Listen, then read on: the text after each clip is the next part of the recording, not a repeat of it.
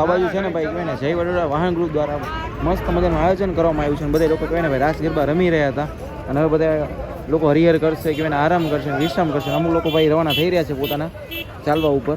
તો ભાઈ મેં તમને ઓલો આરતી બતાવીને અને લોકો રમતા હતા એ બતાવ્યું અને અમે હાલતા હાલતા ધીમે ધીમે થઈને ભાઈ પોગી ગયા છે ક્યાં નિકાવા મામાની મઢુલીએ.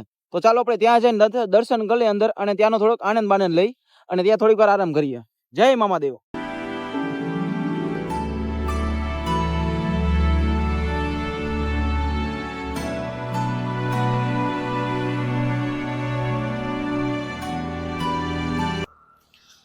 તો તમે જોઈ શકો છો અંધારું છે અને અમે લોકો હવે ચાલીને જઈ રહ્યા છીએ અને કહેવાય ને બધી બાજુ સુમસાન રસ્તો છે અને મને તો અમુક જગ્યાએ દેખાતું નથી, ખાડો છે.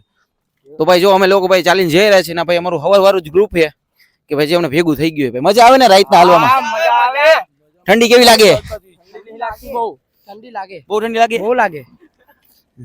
શું કહેવાય કેટલો કિલોમીટર કાપવાનો ઈરાદો આપણો આજે? આપણે ઈરાદો આજે 10 થી 15 કિલોમીટર કાપવાનું રાતે. વધારે મજા ચાલવામાં રાતે આવે કે સવારે? રાતે. રાતે ઠંડક જેવો માહોલ એટલે ઠંડક જેવો માહોલ. શું કે બાકી જમ્યું બમ્યું કે બાકી છે? ના બાકી આપણે હજી ખાલાવાડ જઈને જમવાનું છે. કાલાવડ પહોંચીને જમવાનું છે ને આરામ કરવાનો છે. હા. અને ભાઈ તમે રસ્તો જોઈ શકો છો ભાઈ, જો ભાઈ સુમસાન રસ્તો છે ભાઈ, કોઈ દેખાતું નથી કોઈ જ ના દેખાય. અને અમે બધા હાલ્યા જઈએ ભાઈ. બીક બીક નથી લાગતી ને? કશું બીક ના લાગે, દ્વારકાવાળો ભેગો હ. હાલો અમે હવે હાલ્યા જઈને ભાઈ અમારી સફર ચાલુ રાખીએ.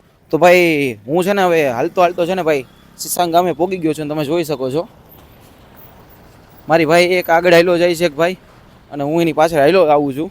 અને કહેવાય ને ભાઈ રસ્તામાં ફૂલ ઠંડી જેવો માહોલ છે ને ભાઈ એની વાત પૂછોમાં કડાકદાર ઠંડી છે અને હવે આગળ હાલ્યા જાય છે. હવે કાલાવાડ કેટલું દૂર છે ખબર નહીં, જોઈએ હવે શું થાય. ચાલો હાલ્યા જાય. તો ભાઈ ધીમે ધીમે ધીમે ધીમે એને હું હાલ્યો જાઉં અને ભાઈ જોઈ શકો છો તમે કાંઈ દેખાતું નથી. આવું છે ભાઈ મારી પાછળ ગાડી આવે છે જો અને ઓલો મારી ભાઈ આગળ એક ભાઈ આગળ હાલ્યો જાય છે અને હું એની વાય છે ને આ કેડી ઉપર હાલ્યો જાઉં.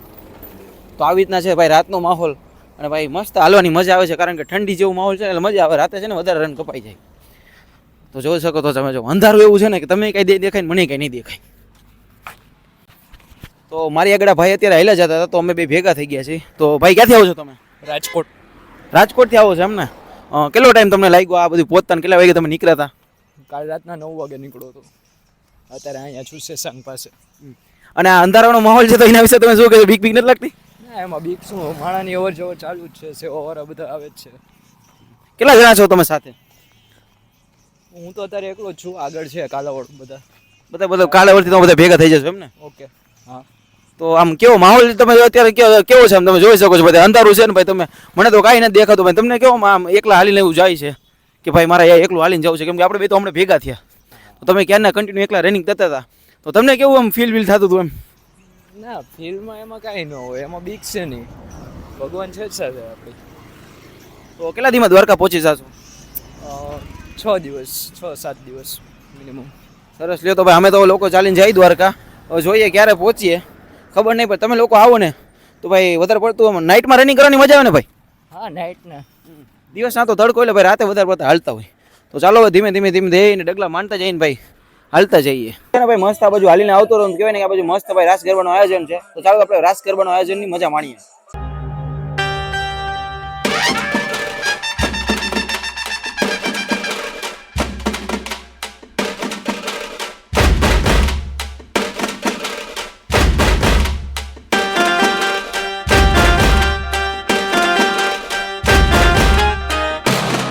કહેવાય ને ભાઈ હવે કૈલાસનગર આવી ગયું છે અને ભાઈ હવે માંડ લાઈટ આવી છે બોલો. અને ભાઈ ધીમે ધીમે ધીમે ધીમે એને હાલતા હાલતા ભાઈ ભોગી ગયા આપણે આ બાજુ. હલાય ત્યાં સુધી હાલશું, બાકી જેવી દ્વારકાધીશની દયા. આવું છે ભાઈ આ તો. હવે ચાલો ધીમે ધીમે ચાલ્યા જઈને ભાઈ હવે આગળ કાલાવડ તરફ 1-2-3 કિલોમીટર છે તો ત્યાં જઈને મળીએ. હું કાલાવડ ભોગી ગયો છું અને અહીંયા આવીને ભાઈ મસ્ત મજાની પાણીપુરી ખાઈ લઉં પછી હું આગળ જાઉં. તો ભાઈ આપણી પાણીપુરી આવી ગઈ, ચાલો આપણે ખાઈએ અને એને એન્જોય કરીએ. તો મારી પાસે તમને આ દેખાય ને આ બધી રહેવાની સુવિધા, તો આજે છે ને હું ફૂલ થાકી ગયો છું એટલે મેં વિચાર કર્યો છે કે અહીંયા આરામ કરી લઉં, પછી મળીએ નવા બ્લોગમાં. ત્યાં સુધી બધાને રામે રામ ને જય સિયારામ ને જય દ્વારકાધીશ. તો ભાઈ હું તો ભાઈ ફૂલ થાકી ગયો છું, મારે ભાઈ ફૂલ આરામની જરૂર છે. તો બધાને હર હર મહાદેવ. ધ્યાન રાખજો બધા પોતપોતાનું. આ બ્લોગને આપણે અહીંયા જ વિરામ આપીએ. Bye bye.